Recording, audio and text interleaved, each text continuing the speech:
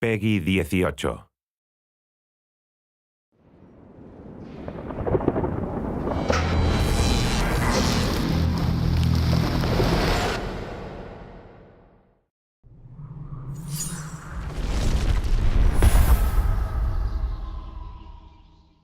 Dating all the way back to the very first Mortal Kombat, I actually worked in an arcade at the time. I remember coming into work and hearing the sound of people going, oh, ah, you know, making these loud screams and yells and cheers because they were seeing something they had never seen before. The reason fatalities appeal to so many people is these brutal, over-the-top things that, you know, most people never even want to think of doing to someone they know, or even to someone that they don't know. Fatalities are awesome in that it's a perfect way to end a match. It's a good way to show that you dominated over your defeated opponent. It's a final punctuation mark that, okay, I just kicked your ass, and now I'm gonna humiliate you even more. What makes the fatalities awesome, I think, is the sense of humor to them. And I know it took me a while to get my arms around the mentality of them myself. And it's, you know, they're very graphic and very disturbing and disgusting, but there's an underlying humor to them that you know, certainly is what defines my favorite ones. And it was kind of what made them enjoyable to work on for me, was you know, finding that humor and kind of bringing that out, you know, graphically and visually. I think a lot of the casual players, you know, specifically pick up Mortal Kombat, are always looking up, you know, what are the fatalities, how gruesome they are, you know, even finding out, like unlocking them through the game and stuff like that. And I really think, you know, this game around, I think we really took it to a whole new level. Initially, we, you know, we try and come up with a brainstorming session, kind of get some ideas. We'll like think about stuff, and then we kind of all get together, me and the other designers, and go through, kind of bounce ideas off each other a little bit, and kind of formulate one really great idea out of all of us. And from there, we do a couple of practices, try to figure out the timing, things like that. We go in the studio, we shoot the actual motion. From there, we take the data, process it, get it into the computer, exaggerate it well beyond whatever we shot so that we get like this really great performance with all the gruesome, brutal things that people come to expect from Mortal Kombat.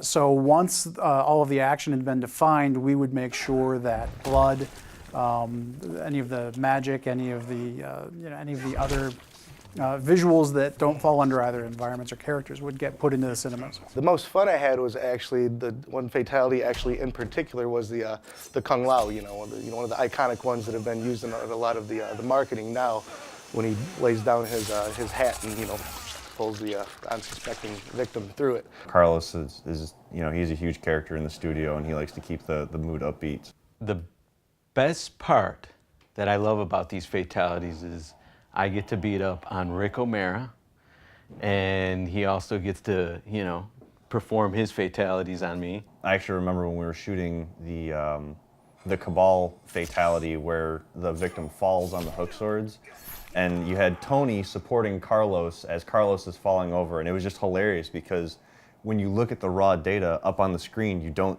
see Tony there, so he fell and it looked so perfect. It was hilarious.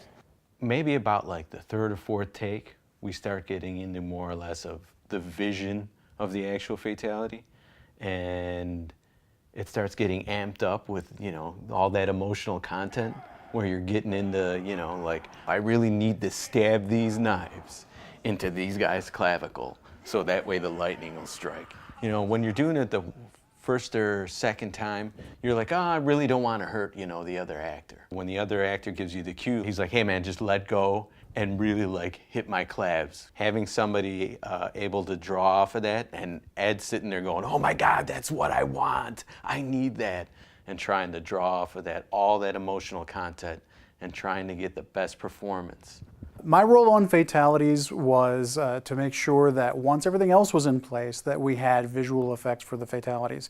So once all of the action had been defined, we would make sure that blood, any of the magic, any of the visuals that don't fall under either environments or characters would get put into the cinemas. Probably my favorite and most successful effects are the ones where we involve the most sleight of hand. The classic reptile fatality, getting his tongue to work, was one of those real coups. That's the sort of thing that, you know, there's not a cut and and dried system for doing. There were a lot of cheats and sleight of hands that we used to make that work. We use basically a beam, just an ability in the engine to draw a mesh from one point to another, basically attaching one end to Reptile's head and one end to the victim's head, and then introducing material-driven noise to that to make it seem as though there's an elastic tongue where really it's just a code-driven mesh that's going from one point to another. Yeah, some of the key points that we really try to focus on is to make sure that every fatality fits into the same look and feel as the others. We don't want one or another to kind of feel different. Each character had approximately 18 points of dismemberment.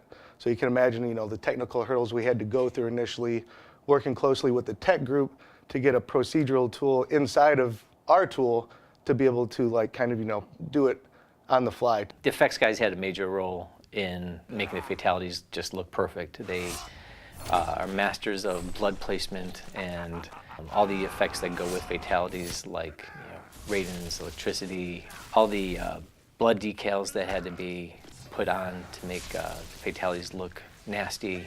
There's not just clean cuts anymore. There's bloody stumps wherever there's a sever point. Every fatality had its own challenges, ranging from just making the blood look good, and blood from the outset is a tricky thing to get right. Fluids and liquids are a difficult thing to do in particles, and even more difficult to do in real time when we don't have the ability to render something, when we have to do a graphic that will update 60 times a second. And so even just the rudiments of getting the liquids to look good had its own challenges. One of the really cool things was at E3 this year and a bunch of the other trade shows, we got to see some of the stuff that we thought of and came up with, and we weren't sure how well it was going to translate. I thought it was cool, but then during the demos we did, the first time we showed fatalities, we showed this trailer of a bunch of the fatalities together, and we had people standing up and clapping for moments of things that I came up with, like Sector's fatality, for instance, when all the missiles come out and blow up all the body parts, people just going nuts for that. A lot of people were cringing, and I think that's kind of maybe when we started, or going in the right direction here. Taking some of the old stuff, blending in with some new ideas, and that's what I think is really cool about this little nod to the classics. The best fatalities are the ones that are nasty. They're really violent, but at the same time have a comedic tone to it. Those are always the best ones. Most of them actually have a comedic tone to it, and I think that's what makes fatalities popular. Get